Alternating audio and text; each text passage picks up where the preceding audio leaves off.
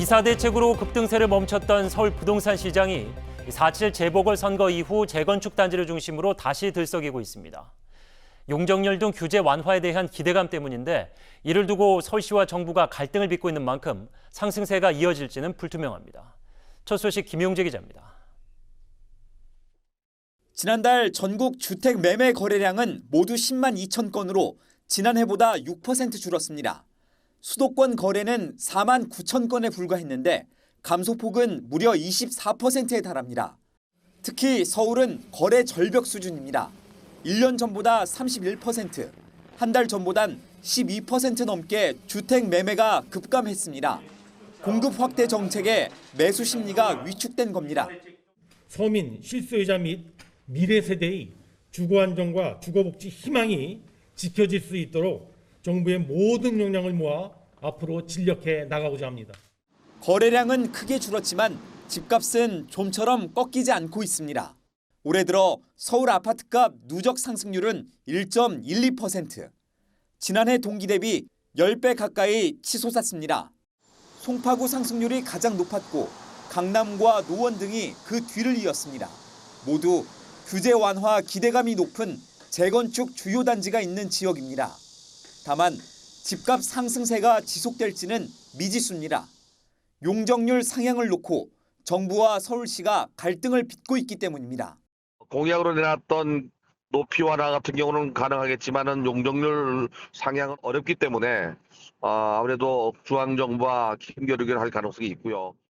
향후 단기적인 주택 공급은 쉽지 않은 만큼 부동산 관망세는 당분간 짙어질 전망입니다. OBS 뉴스 김용재입니다.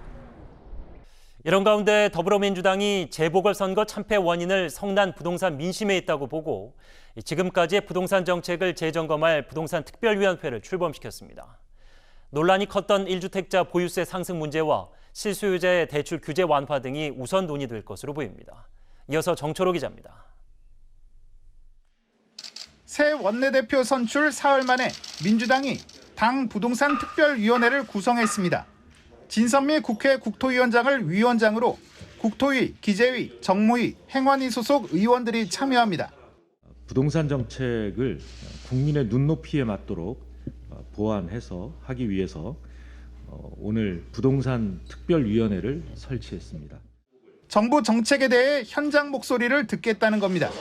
당장 투기 수요 억제 정책을 유지하면서 선별적인 규제 완화가 예상됩니다. 특히 집값 급등과 공시가격 상향 조정과 맞물려 부동산 전반에 보유세 부담이 불어났다는 점에서 당장 1주택자 보유세부터 논의할 걸로 보입니다. 실수요자 대출 규제를 완화할 가능성도 높습니다. 특히 현장의 목소리를 반영할 수 있는 특위가 돼야 된다라고 비대위원장이 특별히 강조를 했습니다. 민주당 차기 당대표 후보들도 비슷한 목소리를 내고 있습니다. 홍영표 후보는 대출 규제 현실화와 종합부동산세 완화를 내세우고 송영길 후보는 무주택자 대출 장벽 낮추기, 우원식 후보는 공급과 대출, 세제 변화를 제시했습니다. 후보마다 부동산 민심을 돌려세울 적임자라며 세제 완화 등을 강조하는 모양새입니다. 누가 당대표가 되더라도 부동산 정책 재검토는 분명해 보입니다. OBS 뉴스 정철호입니다.